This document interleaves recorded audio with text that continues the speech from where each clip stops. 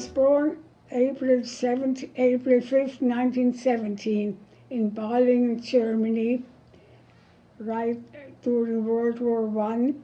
And as a child growing up, I only remember hard times because Germany lost the war with France, and lots of time, even though grew up on a farm, we had to give half the crop to the French as reparations. And there were many times we didn't have enough to eat. And we had to give up half of the wheat, the flour. And so in the spring, things got really tough. And we, as kids, we would, after the rain, we would gather snails, escargot they call that. They eat it in France. Yes. And that was a delicatessen, a real delicate thing for them. We got 2 cents a pound. Those 10 years were really hard. Right, your first 10 years. Yes. And, my parents, well, everybody was in the same boat. They all had a struggle. Right. Yeah. Mom and dad? My mom and dad. Yeah, my father was in the war. Okay. And when he came back, he came back healthy. Although when I think back, I think he must have been like shell-shocked. Yeah, traumatized. Yeah. But one of his brothers lost the arm. Okay. So he got the pension every month. Oh. Yeah, so there was a little money. He was actually better off than my father, who came back with all his limbs. Right. You don't really wish to have your limbs taken, but in this case, yes. So he got a job in the Borough Hall. Oh, okay. So that was fine for him, and whatever he could do on the farm he did, but not much. But then, his other siblings helped, and that's how they help each other out. It was a small town. Everybody helps each other. He found me this job as a nanny. Okay. There was a pharmacy next door to his butcher shop. Okay. And this pharmacist knew this family in Forest Hills that needed a nanny.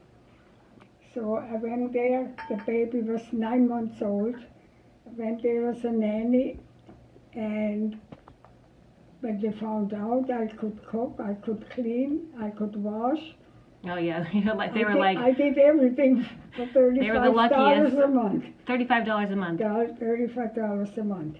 Wouldn't your son love to have a nanny like that? Oh, who wouldn't want a nanny like that? Yeah. They were probably the happiest family. Yeah. After the last service in the church here, and then we went. On Broadway was a German restaurant. We went there for lunch. Then we went to his sister in the Bronx, and she had leftover turkey from Thanksgiving before. Okay. So we had that we had for dinner by her. Then we went to a hotel overnight in New York, and I don't remember where that was. At 8 o'clock the next morning, we were both in the store working. Oh my gosh! How did you get home? Well, on the bus. Oh my gosh!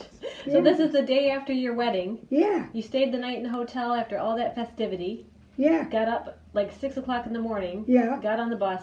Yeah. And we're back at the shop. To work. And how about your day at the shop, though? You came home for lunch and made a meal, did you not? And then walked back? Well, I would prepare his lunch, which was, a cold lunch, or I would start dinner what I could for the evening. And then I would go to the store a little bit. He went to the store at 7 o'clock. And I would go a little later after I got things prepared here. Right. Because I knew how to sew already. My older sister in Germany was a seamstress. Okay. And she taught me how to sew. So when you would go to the store, you would go there like 10 o'clock in the morning? Earlier than that. 9 o'clock? Oh, yes. And then you would stay? And then he would come home for lunch first.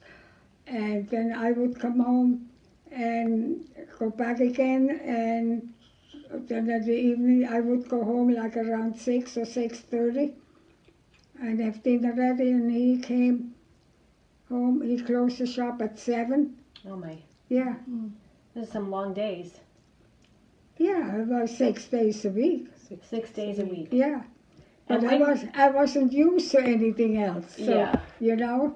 So when we were in first grade, we went on a class trip. We had to walk to the next town. There was a little chapel on top of the hill. On the way back home, the teacher gave us 3 pieces of candy. Well, a 1,000 mark note he gave us, like $1,000. Yeah.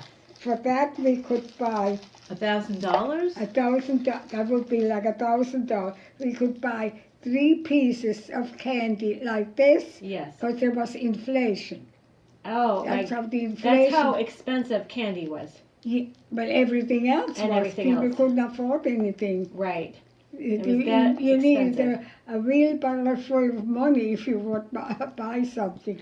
So So you bought the candy. Tell them. yeah, and then I had it in the box for weeks and weeks because I knew I couldn't.